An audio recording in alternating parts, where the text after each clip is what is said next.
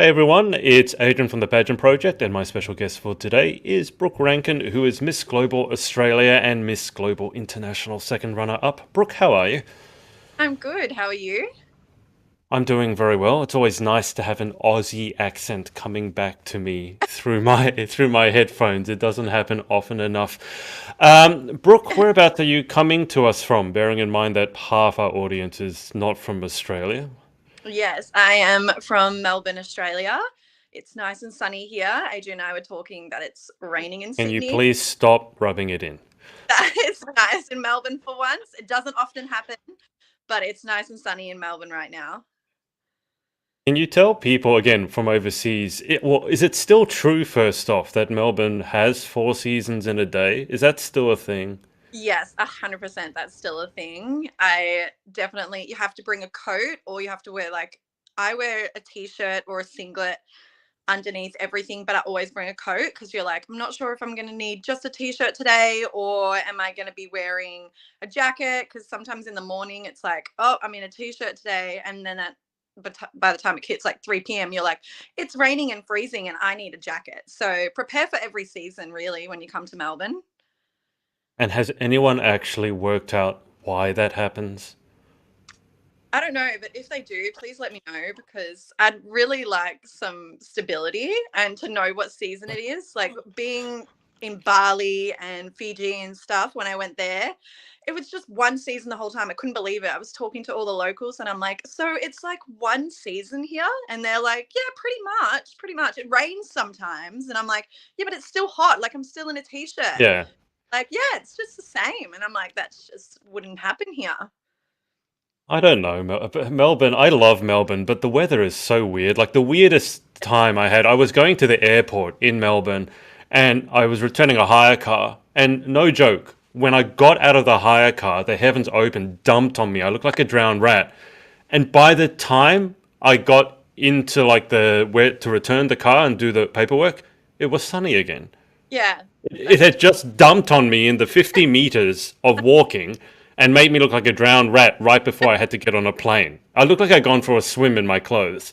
So has anything like that happened to you, or that's just my Oh, luck? times, heaps of times. I always have an umbrella in my bag, in my work bag, even in summer. Like I know it doesn't rain as often in summer in Melbourne. That's more of like Yeah. a coast thing where it like rains and it's still hot there in Brisbane and stuff. But I just take it anyway because it might look like it's raining during the day and I'm like, oh, I'm so glad that I brought my umbrella. And then by the end, I'm like, I am boiling hot and I need to take Yeah. off my. So just prepare for anything. It'd be so hard to pack for Melbourne. So I feel bad for everybody that comes to Melbourne.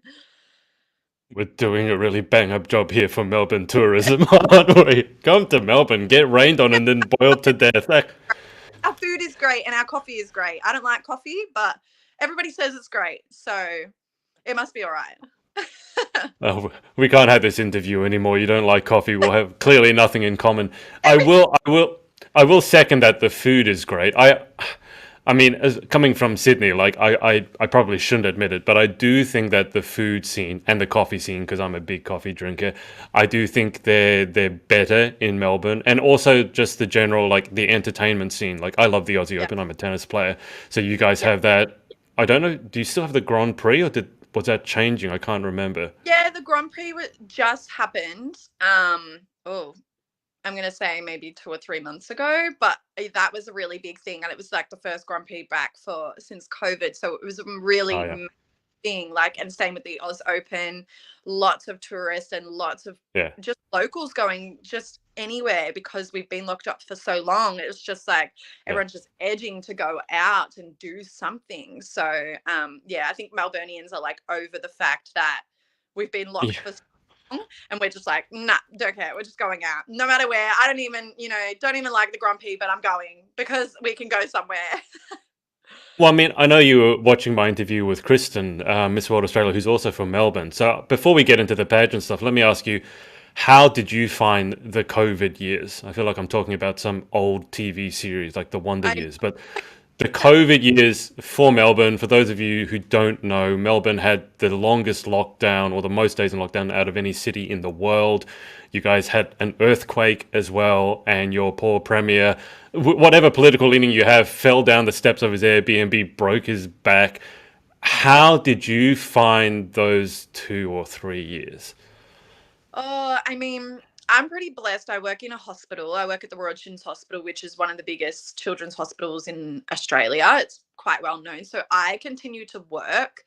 I work as a pediatric cardiac technician and an admin team. So I was pretty lucky. I got to still work and I still studied, but it was online. So I don't know, that sort of did and didn't work for me Yeah, because I could do it in my pajamas. That was great. But it was more the social life. I didn't get to see family or friends or anything. That was really hard. But I became like a bit of a hermit crab because now I'm not nearly as social as I used to be. I just right. like, it's not the fear of being social or any social anxiety. It's just like I would rather sit at home and watch a movie or save up a bit of money to travel or stuff like that. So although it was quite hard to just be locked away and like the walking situation was so hard, my dogs were so fit though. And all that was really difficult. I actually came out when I reflect back, I came out a better person personally. I like grew up a little bit more. Yeah. Um, so it was sort of a good and bad thing overall. There's so many negatives within it, but I found a lot of positives within myself. So it turned out to be a good thing for me. Yeah. Okay. But hopefully it's gone for good now. Oh, As is it? good as it might have been for you. Yeah, We're I don't sick of you. Like COVID. Just remember. I've evolved enough. It was enough was enough. By the third one, I was a little bit like, I've become a better person now. Let's just not do another. I don't need to become any better. I'm plenty better. Yeah. Thank you very much. I got to ask you because I know that obviously you travelled for the pageant, which we're slowly getting to, and I know you just got back from Queenstown. I'm Yeah. about to travel for the first time internationally, or the first time to get on a plane in the last 3 years. What's it like when you go to the airport and you get on a plane for the first time in like 5 billion years? Is it Oh, weird? Is it exciting? Like what? and I mean, going to Bali, Indonesia, it was the first time I'd travel actually alone. So I was taken back about how quiet Melbourne International Airport was. It was Mm. still a little bit eerie and everything is delayed. Like there's so many you've probably seen in the news in Melbourne and just Yeah, Australia, so many flights getting cancelled, so many baggages taking a long time, just flights being delayed. It was very much like that. Don't plan anything on the day you're traveling because your yeah, flight be delayed like 2 hours and then you're going to wait an hour for your bags and it was very much like that, but it was still so nice to get on a plane. Like my plane to Indonesia and back to Melbourne, it wasn't completely full. mm, But it was probably about 75-80% full, so it was really nice to actually see that and be like, oh, people are traveling. And when I talked to the yeah, Indonesian people, they were like, oh, we've really been impacted, especially Bali, being impacted by the lack of tourism because their economy strives off tourism. It was really, really sad to see the impact that they've had, and so many people lost their jobs and stuff. So it was nice to see Aussies going back to Bali because we are their biggest mm, income, really. So it was super nice at the same time. But yeah, a little bit eerie at the airport. It was weird. yeah. I hope selfishly by the time I fly that my plane's not delayed because when you're flying 24 hours, the last thing you need is a flight delay. Yeah, I hope so. Um, It's a cross for you. Yeah, what I was going to say is actually, if anyone watching this, any Aussies want to travel overseas, places like Bali, and my travel agent told me Fiji, they're so desperate for us to come back that sometimes their government's actually subsidizing flights. So, travel alert, if you are looking to travel, you might actually be able to snap up some really good Yeah. deals at the moment. We should probably talk about the reason you're wearing a lovely crown on your head. It's not just a fashion choice. It's not like I didn't have anything else to wear except this crown Yeah, and sash. So, working on today. literally, I woke up like this. I sleep in this. What are you talking about? Oh, all right. So, first questions first. Can you tell the lovely people watching or listening why did you get into the crazy world of pageantry to begin with? Well, that's a good question. I've been a dancer. This is my 20th year. So I have been dancing for 20 years now. And that just being on the stage and presence on the stage and everything has always been a massive love of mine. I love doing and presenting to people and performing and just being myself. I've loved it for years. And then when the opportunity came that I got a message one day, I think it was from Miss World, saying like, Mhm, hey, enter this pageant, blah, blah, blah. And then I was like, I've never really done a pageant. I don't really know what it's about. So I looked it up, and I think that was when I was 18. And I looked it up and I was like, wow, like this is sort of seems like something I would be interested in. I'm the chatty type. I'm very mhm, confident. And when I talk to people, I'm open and stuff like that. And I love meeting new people, especially like minded people. So when I went and entered the Miss World, I just fell in love with pageants. I was like, wow, the sisterhood that you have with women and the things you learn from other ladies and just the pageants itself. It's a totally new world. And I was obsessed. So I did a few Miss Worlds and I did a Miss Tourism, and then mhm. I did Australia. So it was the first time that I'd done Miss Australia pageants, which is, for anyone that doesn't know, it's a combination of Miss Global and Miss Intercontinental. So the 2021 that I competed in May last year was actually the first time I've ever done it. So it's the first time I've ever done something that is like a 5 day long pageant, and it was in the Gold Coast. And I just absolutely, the whole time I was there, fell in love with it. I was like, this is so me. I love being in pretty gowns. I love dressing up in something that I love. Like the national costume is my favorite section. It's always going to be my favorite section. And I just feel like when I was in Bali, I got really emotional when I did national costume. I like got Mhm. off the stage crying because I felt so much pride, and Yeah. I was so proud that I was wearing my national costume was the Australian flag. So it just felt like Brooke, let so me let me stop you for a sec. I was actually going to get you to walk us through your national ah, costume, which I believe is this one, right? I might as well bring it up on screen. yes, that's it. Yeah. There So you go. it's So talk us through it. Yeah, so it's actually not my costume. I actually, because I got crowned about 2 months before I went to Bali, which was hectic. It's actually the gorgeous Charlotte 2017 Miss Intercontinental's national costume. She's also Oh one of wow. my Okay. directors. So she competed in this internationally in 2017. So she is absolutely stunning and allowed me to borrow it because the global system hadn't seen it yet. So it fit me perfectly, which was a surprise because Charlotte is like maybe this tall. I was going to say But it looks like this fits you surprisingly well. yeah, yeah. But it fit me perfectly, and I felt like an absolute queen in it, and it was definitely a showstopper on the stage, and I just loved it. I mean, I was scared about the skirt because the skirt, if you see it in real life, it really makes a path in its way. I've walked past you, and it's still going for like 3 meters later. It's quite long and it's dramatic, but that's what I love about it. So yeah, but there was lots of problems on the day that I had to wear that. So there's always problems in pageants, but that's like a good luck charm. If you've got problems with your outfits, that means you're going to have a good time. I don't know, that you're going to do well. That's what I think. That's the theory I have. Oh, well, I mean, it obviously worked for you because you did so well. I have to say, when it comes to, because I'll be going to Miss Grand Australia next Friday, I think, Uh, and it yeah. just gives me nightmares when I see you girls wearing trains.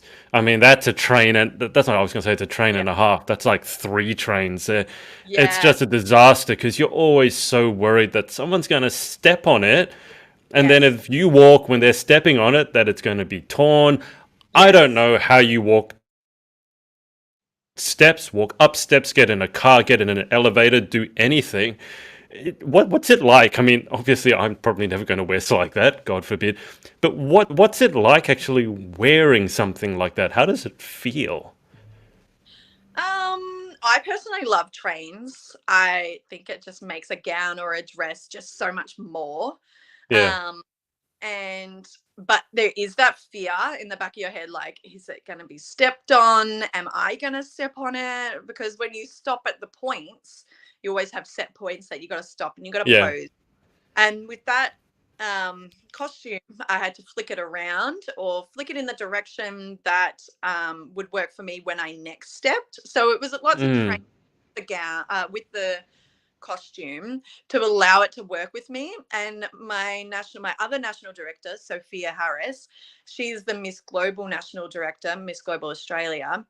She actually flew down to Melbourne, and on my final, just a few days before I left, we trained with that skirt. We maneuvered it, and she always said to me, "You need to make the skirt work with you, not the skirt, you know, adapt." You know what I Yeah. mean? So Yeah. practice a lot with it, and it worked out really well on the day. So it was all well and good, thank goodness.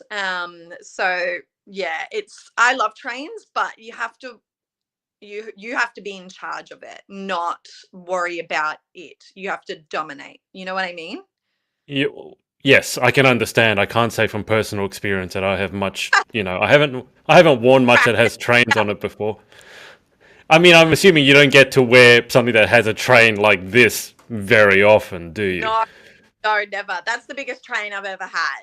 Like even my evening gown, I that wasn't as big as that my national costume. So yeah, definitely did have to do a few practice runs with that one. Perfect. Got a question here from Emily. Hi, Brooke. You're so inspiring. Lots of love to you. What are you most looking forward to in your reign? Oh, I love Emily. Emily and I competed against, well, not against. I don't like to say against. Competing with. You competed with. Yeah, against is so harsh, and it's like you're my competition, and it's like no, I don't see pageants like that at all.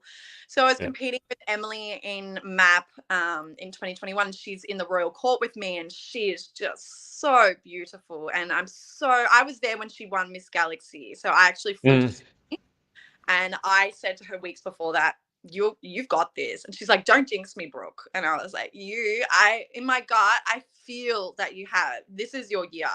So yeah, just loved Did you her. But hear about the disaster that she had at Pageant Week, yeah, though? yes, I watched the interview and I was like, I had no idea. You wouldn't have been able to tell. Like You must have jinxed her. It must have no, been you. no, You I gave must it have jinxed up. her. Like I said, there's bad How things. is food poisoning good luck, Brooke? The girl was projectile vomiting whilst trying to get her photo shoot done. How is that good luck? I could have never done what she did. Like that, I would have been done. That was it. I was so scared I was gonna get Bali Bali, but I never did. So like, thank God.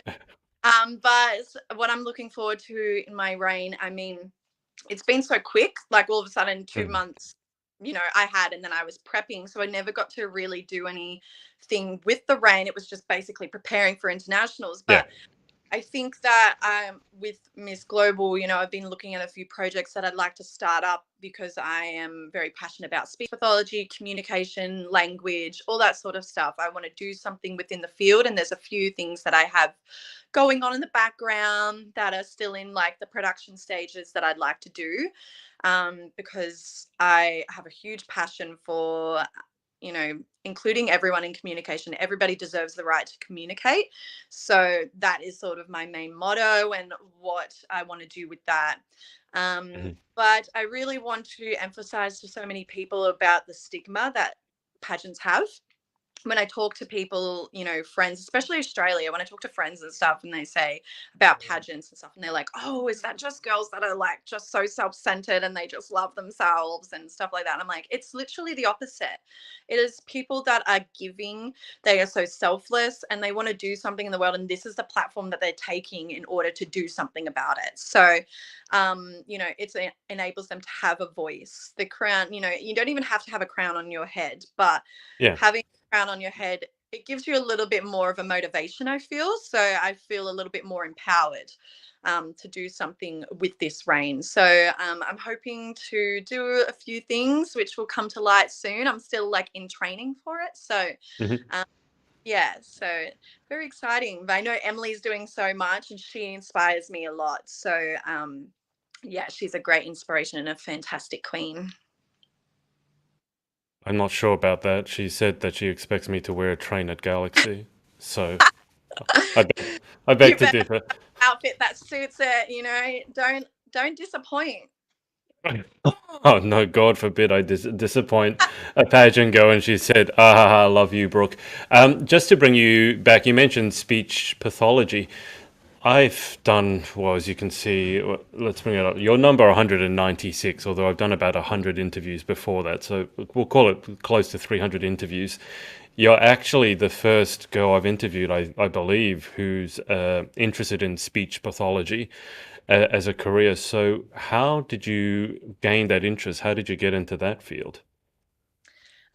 Well, I actually studied psychology first and then realized I Hmm. just want to do that. And then my brother, when he was younger, he couldn't say a few sounds. And then I always sort of had it at the back of my head that like maybe speech pathology would be a good idea. So I was kind of in and out of like looking at the degree and being like, oh, should I do it? Oh, should nah, might be a dietitian, might be an audiologist. I always wanted to do something in health. It's just always been an interest, the body and Yeah, anatomy physiology, always been a love. So then I was just like, you know, I go with my gut and just do speech pathology. I'm sure I'll love it. And it just opened up so many things for me. I just thought it was something to do with, you know, we can't say our sh or a ch or a, yeah. you know, were, you know, that sort of stuff with kids. And then, but it's so much more. There's so much more to do with speech pathology, and they're in such high demand in Australia, especially. There is just people grabbing at students, you know, in fourth year. I know a few fourth years. I'm in third year, so I'm almost sort of finished. It's like my last theory year. But fourth years already have jobs, you know, back in February, March, because people are so desperate for speech pathologists. They're just in such high demand. And um, I just fell in love with the amount of components that are within speech pathology. You know, it's the voice, it's swallowing. So many people don't know that we actually deal with swallowing and eating and speech, language, that sort of stuff. So it's been nice to have a view of so many different components of language, speech, and communication all in one.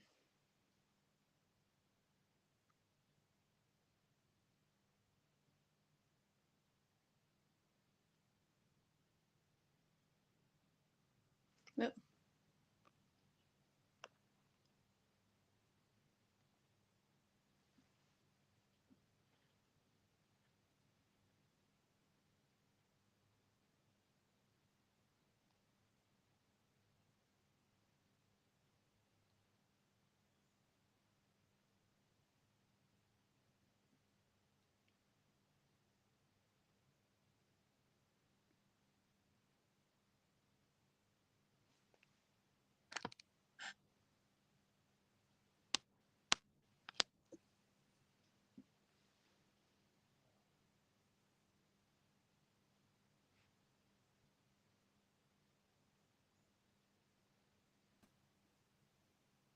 Can you hear me?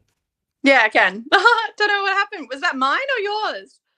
No, you remember we were talking about basically the floods that are here. It started raining again, and it's Oh reached no. I was internet. like, oh, I have like 4G. I don't know what's going on. No, I assumed it kept broadcasting, so I don't know. I hope you didn't do it. You just talk to yourself. Yeah. What did I miss out on? Catch me up. What did when I dropped out? What did you talk about? Oh no, I was just saying, yeah, how much that speech pathology has opened my mind to speech pathology is just like it's like the trunk of a tree, and then there's so many branches for it. There's Mm, just that is included in speech pathology that I never knew about. You know, we work with voice, we work with swallowing, which some people didn't know. Swallowing is a huge thing in hospitals. You know, AAC, which is augmentative and alternative communication, which is like when you see people with iPads or like keyword sign and stuff like that. So alternative forms of communication, and yeah, speech and language. So there's so many mm, components, all those things that speech pathologists can enter and work within. So I love that there's so much variation, even though we're the same title, if that makes yeah. sense. Yeah. Where do you, I mean, it sounds like a fascinating field. I've heard a little bit about the iPad, the augmentation, but I'm certainly not an expert on it by any means. Where do you see yourself in terms of that career? Where do you see yourself going in like a year or 5 years or 10 years from now? Yeah, so my ideal when I think of my goals in 5, 10 years, I would love to be working in a hospital.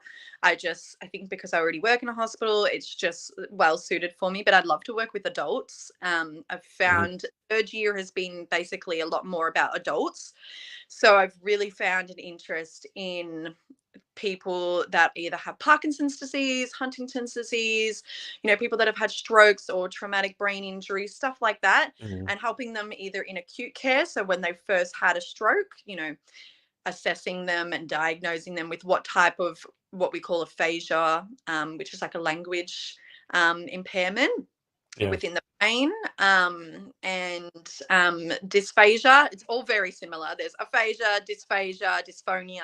They're all very similar. It's very confusing, but kind of being in the acute stage where we assess and diagnose, and but then also in rehabilitation. So once we find out what's wrong, and putting together a treatment plan or a management Hmm. plan, actually giving them the tools and the resources to fully commit to that and being with them in that pathway to coming back to sort of a normality, and working with their families and friends to educate them Hmm. as well on how to communicate with them, because that's half the battle, is being able to your family and your friends communicating with you, because if they don't understand what sort of condition or problems that they may have, then how are they meant to ask them a Yeah. question or respond in any way, because there's so many conditions with communication. We have no idea how important communication is. We wouldn't be able to interact, you and me now. Yeah.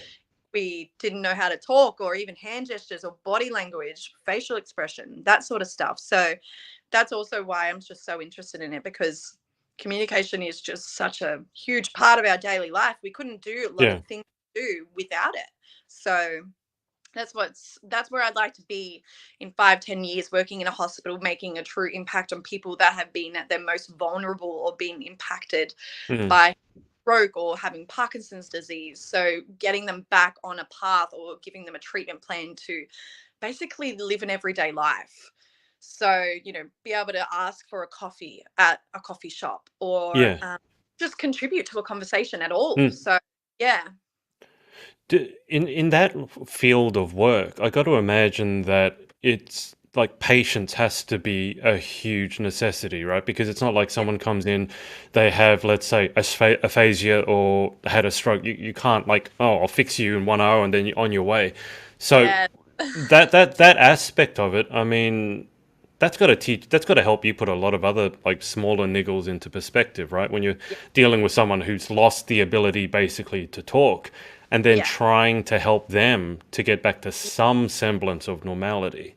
Yeah, yeah, it does definitely take a lot of patience, and a lot of work and lots of listening, Mm, because we really work on what people like. A huge part of what we learn about is getting the goals of the person that has been mm, impacted by it, they want to do. So if they're like, I want to be able to ask for a black coffee at a coffee shop, but they have maybe broker's aphasia, which is aphasia. We call it an expressive aphasia, because they can't put together the words physically to actually say. So they know what they want to say. It's almost like, when you get stuck with a word and you're like, yeah, yeah, oh, I'm stuck and I can't think of the word. What's the word? And it's like at the tip of your tongue. That's them all the time. So mm, teaching them and giving them the resources to be able to do that is so empowering as well. Like, you're making a real difference. So, and that's why I love it. I mean, I love yeah, kids and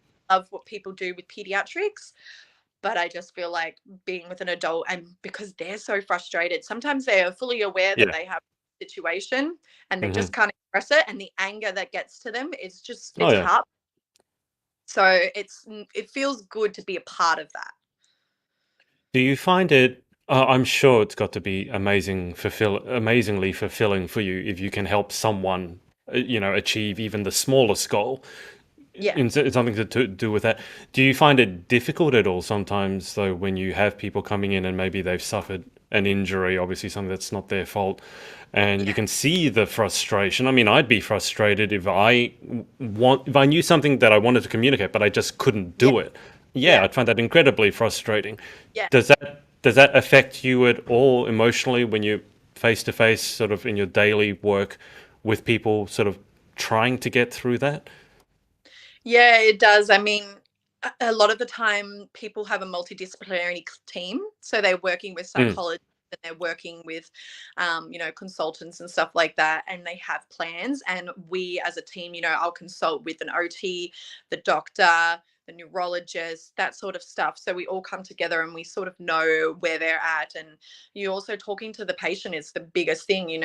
Lots of people will communicate their frustration, or you just can tell. yeah, So yeah, it's patience that comes into play then, and working around, setting smaller goals for them. They might be like, mm, I want to be able to read to my kids, and be like, okay, Lord, let's start with reading a sentence. Let's work up to that, because sometimes people have huge expectations and they want to get back to normal straight away, but that's just not yeah. possible. So, setting them and listening is a huge thing. So, setting them smaller goals and listening to them makes a huge difference. And then allowing them to, because sometimes people haven't listened to them. Lots of speech pathologists that have years of experience express to me that, lots of the time, all the other disciplines, they just see the person for the medical. They're like, Yeah. oh, they've got aphasia because they had a stroke, or it's this and this. But they Mm. don't see the person as holistic. So speech pathology also work hugely on that, seeing them as a whole, not just the disease or the disorder that they may have, but also taking into consideration their well-being emotionally, mentally, that sort of stuff, Mm. and working with them. So that's also another reason why I just love it. It certainly sounds like there's many different, as you already said, there's so many different things that you could sort of pursue within that one Yeah, field that you'd, exactly. you'd never be bored. Sounds like you could have Oh, 20, 30 separate sort of sub-careers in that yeah, one field. exactly right. I mean, I got to ask this. One of the biggest fears for a lot of people is public speaking, and a lot of girls in pageantry, the part they fear the most is interview. Have you had any, from your perspective, obviously you're confident speaking. Do you have any tips for anyone who's maybe not so great at public speaking, or maybe they even had a speech impediment, or stutter or something like that? So having the confidence to get out and speak publicly or interview, would you have any tips for people like that? Yeah, I mean, I still get afraid of interviews, and it's still one of my favorite sections as well. But my biggest tip is just to know exactly not just who you are, but what you stand for. And if you are Mm, confident in yourself, and don't compare yourself to anyone else. If you're confident within yourself, just focus merely on yourself, what you have planned. Don't let anything or outside noise distract you. And if you do have a speech impairment or a language, or if you stutter or anything like that, just it's hard when you don't know what sort of for example, yeah. stuttering. Allow it to be a strength of yours. Bring it to the table that you're in the interview. Like, I have a stutter, but I'm still not afraid to talk about it. I'm still Mm, here. I know what my platform is, and I know I have a voice for what that I stutter. So this is me, and this is what I stand for. And if you stutter, then, you know, for some reason you're showing your true colors, but they will appreciate the fact that you've come forward and you've been like, this is me. I'm unapologetically me. yeah. And this is what I am here to do, why I'm here. Don't compare yourself and be like, oh, what are you talking about to other people? And I've had that in pageants where people have been like, oh, so what's your platform, or what do you stand for? Or I don't know what to Mm, say, stuff. But, go wholeheartedly knowing this is me, this is what I stand for, this is what I love and my passion. And this is what I yeah. want to bring. But I'm not going to listen to anybody else. I'm just going to embrace what I have in my life, Yeah. and what I educate people on. Yeah, that's really true. I think it's really a bad idea to compare your platform. Yeah, I think I've seen a lot of girls fall into that trap of, oh, that platform is so big or so good, and my platform's yeah, not good enough. And then it's yeah, not about that. You have to find something that resonates with you on a personal level, not try and exactly. find the one that will get you the most brownie points, so to speak. Exactly. Yeah. And that happens often. I always hear girls being like, oh, I just don't feel like my platform, like, everybody or people like everybody has my Mm. platform is, Yeah, empowering and, yeah, being bullied or something at school. And yeah. I still find that such an important message to bring across. I was Mm. bullied at school, and when someone talks about it, I'm still captivated. It's how you captivate the judges. Yeah, So, how you bring your own edge to it. Every girl can say, oh, I was bullied at school, and I'm here to show women that were bullied that they can still come and compete, but put your own spin on it. That's how you're going to get yeah. across the line. I've always said that to any girl that's asked me for tips or anything, and be like, just Mm. put your to it. You don't have to be just because your platform is the same or similar to other girls. You're still going to look different if you bring a personal thing to like your personal experience. Exactly. No one's Yeah. going to have experience as you. So bring your own personality and your personal experiences to the table, and they'll love you for you. Yeah, absolutely. I mean, I like to say everyone can have the same platform, but only you have your story. And it's a story Exactly. that will set you apart, as you said. And I think Exactly. that's very true. Brooke, I want to ask you about your experience at Global. If you can just sort of Yeah. walk us through what happened on a day to day basis, because I'd love to know, just for my own personal selfish reasons. Just before we get to that, Mel here has said, loved watching you at internationals. You did such an amazing job. What do you feel makes you different to the previous Global Queens? Oh, I love Mel too. She was also in our map royal court. She is such a gorgeous human being. And I know that she's going to come back this year or for 2023. And I'm excited to Hmm. see what she does. And I'll be with her every step of the way. What makes me different to all the previous global queens? I mean, all of them, such high expectations every time, coming along each line. Danica was fantastic. Michaela was Yeah. incredible.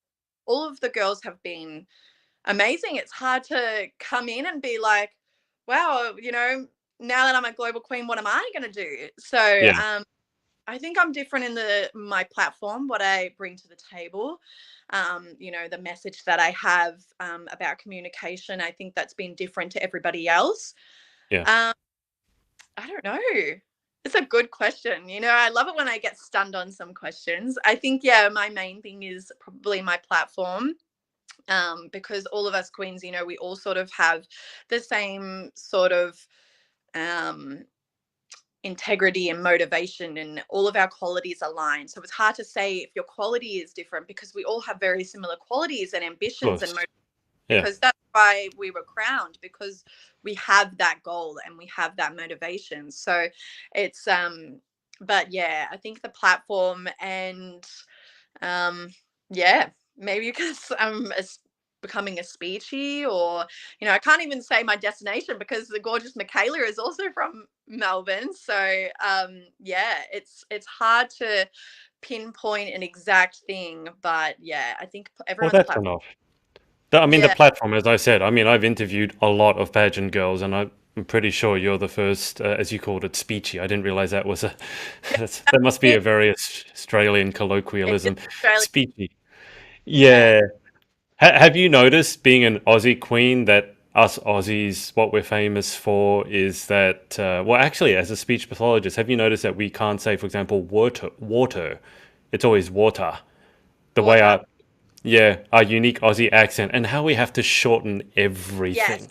yes, very evident in internationals, especially because everyone actually said to me though, "Gosh, you're so clear to understand, but you also shorten everything." So Uh, sometimes I don't understand what you're saying. But it was a massive compliment to be told that, but lots of people also didn't know what a speech pathologist was. So I had to explain to lots of people and try mm. and to educate a lot of the international girls what a speech pathologist was. Oh, But wow. that's why you're so clear and so understandable. And but also another thing that internationally, I think a lot of girls that are either going or have been is that we talk very fast. Lots of Hmm. girls that English is their second language, and I'm talking to them and Uh-huh. they're looking at me like, yeah, okay, You can and they're just see the eyes glaze like, over. and I ended up being able to tell, and I'm like, I'm talking too fast, aren't I? And they'd be like, yes, please slow down, or don't use such big words, please. And I'm like, okay, I'll say it again. So that was really nice, and I felt really privileged as well that English was my first language, or is my first language. It's the Mm. only language I can speak. So, but I also found it so culturally liberating that there were so many countries that spoke.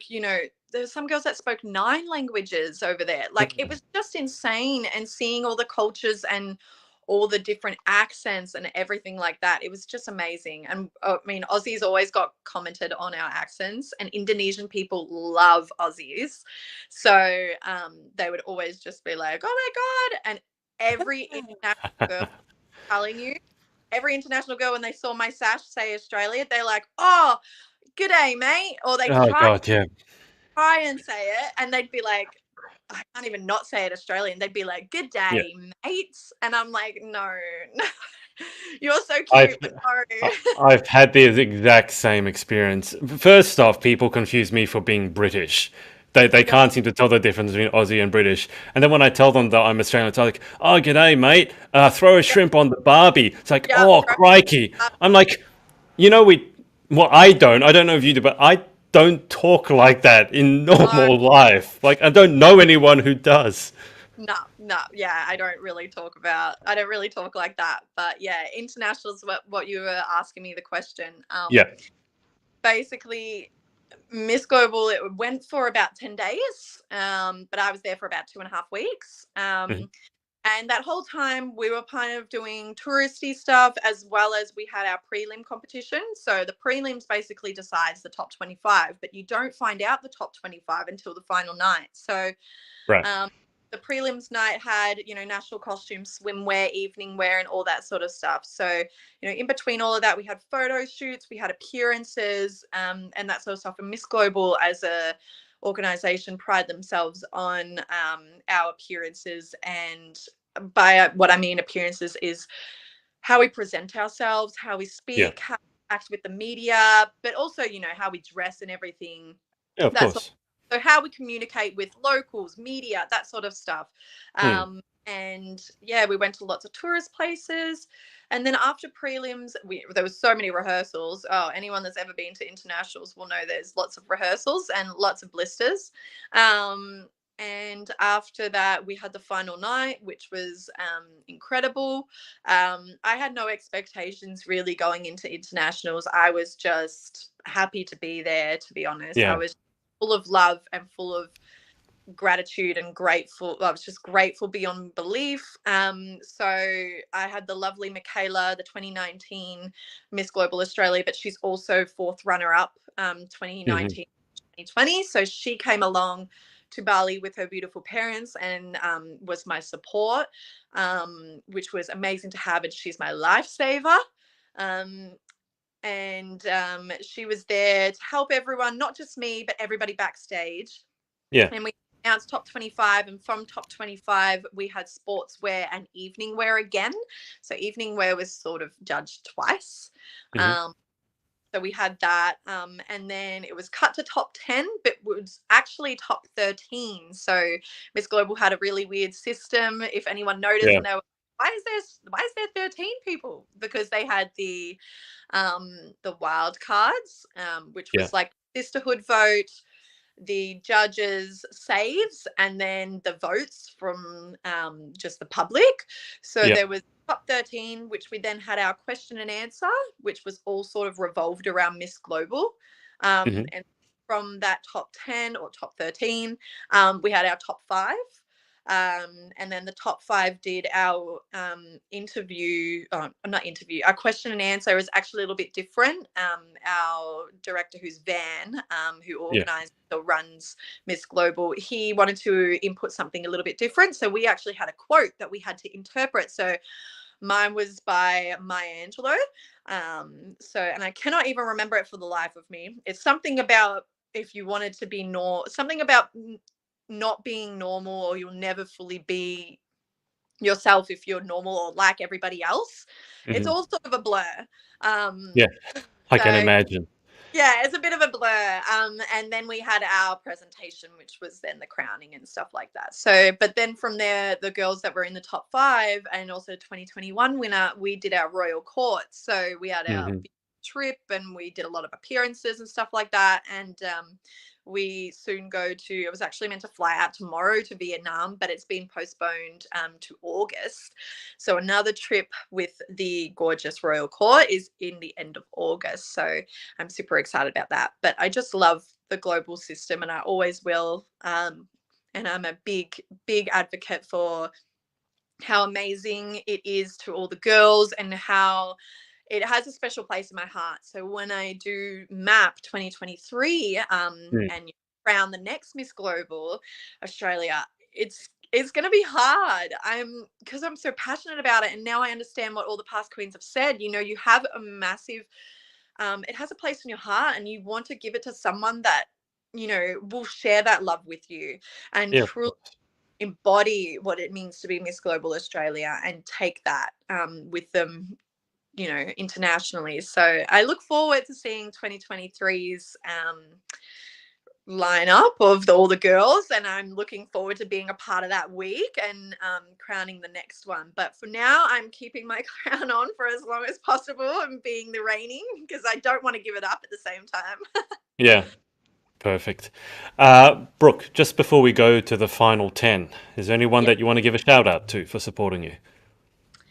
Yes, I mean, list could go on, but I'll make it short. So, I want to say, obviously, thank you to my family, my mum and my partner, Josh, especially. They've been a huge part of this crazy journey, especially the 2 months leading up to it. They've been such a huge support for me, and have really embodied what it means to be in pageantry, because this is their first time running too, so they're sort of learning as well, but they've really taken it on and been such huge supports. I want to thank my national directors, Sophia and Charlotte. They're huge supports for me, and they have been by my side, just a phone call away, and Hmm. truly a sister throughout this whole thing. Same with Michaela, Hannah, Danica, all of the past queens. They have been incredible, and especially my current sister queen, Courtney. She's incredible. She's soon to go to internationals, so I will be by her side socially, on social media, supporting her. And then also all of my sister queens from around the world, especially in Australia. They know who they are. They're incredible, and they've supported me, just with one message or a few messages commenting here and there. It means a lot to me. So I'm super grateful for any support that anyone gives me. I'm really grateful. So yeah. Perfect. Okay. Well, your turn, queen that you are, to go through the final 10. Trying to make it sound really challenging when it's not, but okay, here we go. Question the first. What is your favorite word? mm, Queen or fabulous? Fabulous, really. That's a very Fabulous. British of you. Fabulous. They're always Or fabulous. Well, like, fabulous, darling. yeah, or like shortened to fab. Like, oh, Of that's course. fab. Yeah. Like Australian fab. There's a, us Aussies just can't finish a word, apparently. Question two. What is your least favorite word? I don't really like the word can't. I mean, sometimes I use it, but I hate when I have to use it. Yeah. Hate when people say I can't do that. It's yeah.